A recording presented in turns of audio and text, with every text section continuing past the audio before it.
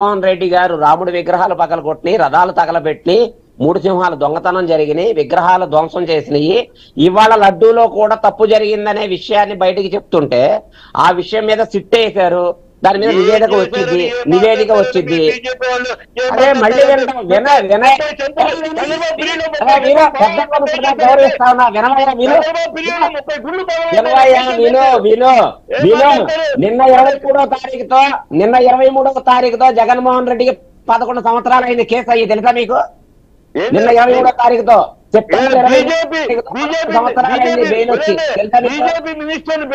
తెలుసా? మళ్ళీ బీజేపీ అని చెప్పుకొని తిరుగుతారు మీరు. మళ్ళీ బీజేపీ అని చెప్పుకొని తిరుగుతారు మీరు బీజేపీ అని చెప్పుకొని తిరుగుతా ఉంటారు. మీరు బీజేపీ అని చెప్పుకొని తిరుగుతా ఉంటారు. మళ్ళీ మీరు బీజేపీ అని చెప్పుకొని తిరుగుతా ఉంటారు. మళ్ళీ మీరు బీజేపీ అని చెప్పుకొని తిరుగుతా ఉంటారు బయట. అజయ్ వర్మ గారు పాయింట్ రండి. అజయ్ వర్మ గారు పాయింట్ రండి. చిట్టిబాబు గారు కొంచెం స్పేస్ ఇవ్వండి. చిట్టిబాబు గారు అజయ్ వర్మ గారు మాట్లాడతారు, కొంచెం స్పేస్ ఇవ్వండి.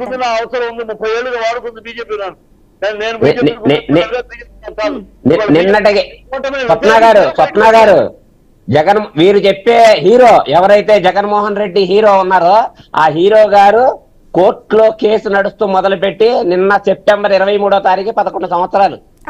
ఆ హీరో గారు వీరు చెప్పే హీరో గారు అజయ్ వర్మ గారు కోట కేసుల అంశాన్ని పక్కన పెడతావు. ప్రస్తుతం మనం అది మాట్లాడట్లేదు. మూర్ఖుడు, దొంగ ప్రమాణాలు, దౌర్భాగ్యుడు, నీచుడు, నికృష్టుడు, రాజకీయ భ్రష్టుడు అని చెప్తున్నా. దానికి అతని హీరో అంటే ఎట్లా? చంద్రబాబు దౌర్భాగ్యుడు. చంద్రబాబు దేవుడి పేరు మీద కూడా ఇక్కడ చంద్రబాబు అయితే చంద్రబాబు లాంటి దుర్మార్గపు రాజకీయ నాయకుడిని ఈ దేశ ఆయన దుర్మార్గపు రాజకీయ నాయకుడు అయితే 56% మంది ఓట్లు ఎందుకు వేశారు అంటే 56% మంది కంటే మీకు ఎక్కువ తెలుసా? ఎక్కువ తెలుసా? మోసాలు చేస్తే వేశారండి. ఇప్పుడు ప్రజలు మోసాలు చేస్తే 11 సీట్లు ఇచ్చారు. మోసాలు చేస్తే 11 సీట్లు ఇచ్చారు. మోసాలు చేస్తే 11 సీట్లు ఇచ్చారు. ఇంట్లో ఎంతమంది ఉంటే అంత 15,000 పచ్చి అబద్ధాలు, నిశ్చిత అబద్ధాలు అని. ఇవాళేమో డబ్బులు లేవు.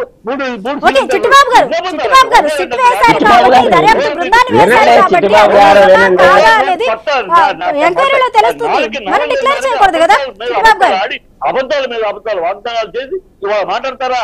అన్ని అబద్ధాలు. ఒకటి నిజం చెప్తారా మీరు? 6 సూట్లు, ఒకటి సిలిండర్స్ అబద్ధం, బస్సు ప్రయాణం అబద్ధం, ఇంటికి మనిషి నలుగురు ఉంటే 15,000 60,000 ఇస్తామని అది అబద్ధం. ఒక్కటి అన్ని అబద్ధాలు జనాలు మోసం చేసి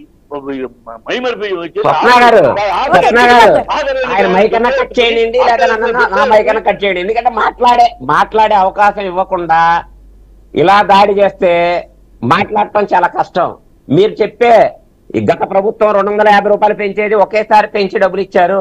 అలాగే 3 సిలిండర్లు అనేది రేపు దీపావళి నుంచి సిలిండర్ ఇస్తా ఉన్నారు. వినండి.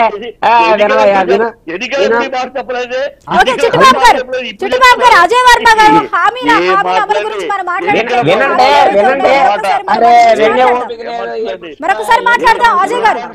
అజయ్ వర్మ గారు, చిట్టిబాబు గారు ఇద్దరు దయచేసి హోల్డ్లో ఉండండి. కోటేశ్వరరావు గారు, అజయ్ వర్మ గారు, చిట్టిబాబు గారు మనకు సమయం తక్కువగా ఉంది. దయచేసి ఒక నిమిషం హోల్డ్లో ఉండండి. కోటేశ్వరరావు గారు కంక్లూడ్ చేయండి. టోటల్ గా ఈ లడ్డు వివాదానికి, సనాతన ధర్మానికి డ్యామేజ్ అవ్వకుండా, ప్రజల మనోభావాలు దెబ్బతినకుండా ఇప్పుడు రాష్ట్ర ప్రభుత్వాలు తీసుకున్న నిర్ణయాలు ఏ విధంగా ఉంటే బాగుంటాయి అంటారు? కంక్లూడ్ చేయండి. ఎందుకంటే ఇది చాలా సున్నితమైన అంశం. ఇప్పుడు ఇది చిలికి గాలివానలాగా మత రంగు పూరుకునే అవకాశాలు అయితే చాలా స్పష్టంగా కనిపిస్తున్నాయి. మత విద్వేషాలు వచ్చే అవకాశాలు కనిపిస్తూ ఉన్నాయి. వీటన్నిటికీ కూడా ఫుల్ స్టాప్ పెట్టే విధంగా ఎలాంటి నిర్ణయాలు తీసుకుంటే బాగుంటుంది? కంక్లూడ్ చేయండి కోటేశ్వరరావు గారు. స్వప్న గారు, మీరు చెప్పినట్టుగా కొంతమంది తాలిబాన్లు తయారయ్యారు. కొంతమంది ఇస్లామిక్ తాలిబాన్లు, కొంతమంది ముస్లిం తాలిబాన్లు, కొంతమంది క్రిస్టియన్ తాలిబాన్లు భారతదేశంలో తయారయ్యారు. ఇది భారతదేశానికి మంచిది కాదనేది నేను చెప్పదలుచుకున్నా. ఒకటి. రెండవది, సనాతన ఇది లౌకిక ప్రభుత్వం, లౌకిక రాజ్యాంగం ప్రకారం ఏర్పడినటువంటి ప్రభుత్వం ఇది. కేంద్రంలో అయినా లేదా రాష్ట్రంలో అయినా సనాతన ధర్మాన్ని కాపాడటం అనేటువంటి దానికి ఈ ప్రభుత్వం ఒక్కటే కాదు, అన్ని ధర్మాలని కాపాడాల్సినటువంటి బాధ్యత ప్రభుత్వానికి ఉంటుంది. అందువల్ల సనాతన ధర్మాన్ని కాపాడటానికి ప్రభుత్వం ఏం చేయాలి అనేటువంటిది నేను చెప్పాల్సిన అవసరం లేదు. సనాతన ధర్మం ఈ ప్రభుత్వాలు రాకముందు లేదా ఈ సంస్థలు రాకముందు నుంచే వేల సంవత్సరాల నుంచి వీళ్ళు చెప్తున్నటువంటి సనాతన ధర్మం ఉంది. ఆ సనాతన ధర్మం చేసినటువంటి నష్టాలు ఏమిటో జనానికి అందరికీ, ప్రపంచానికి అందరికీ తెలుసు. అందువల్ల అటువంటి నష్టం చేసినటువంటి దాన్ని కాపాడాలని కొంతమంది చెప్తున్నారు. అది వాళ్ళ ఇష్టం. అది దాని మీద విభేదించేటువంటి హక్కు కూడా ఎవరికైనా ఉంటది. అందుకని నేనే చెప్పదలుచుకుంది ఏంటంటే, మన వర్మ గారు సంస్కారం గురించి చెప్తున్నారు. నేను ఎవరో తెలియకుండానే, నా గురించి ఏం తెలియకుండానే నేనేదో వైసీపీ ప్రతినిధి అని చెప్పేసి ఆయన మరి ఏ సంస్కారంతో నా మీద ఆరోపించారో తెలియదు. అదేవిధంగా చిట్టిబాబు గారు జగన్మోహన్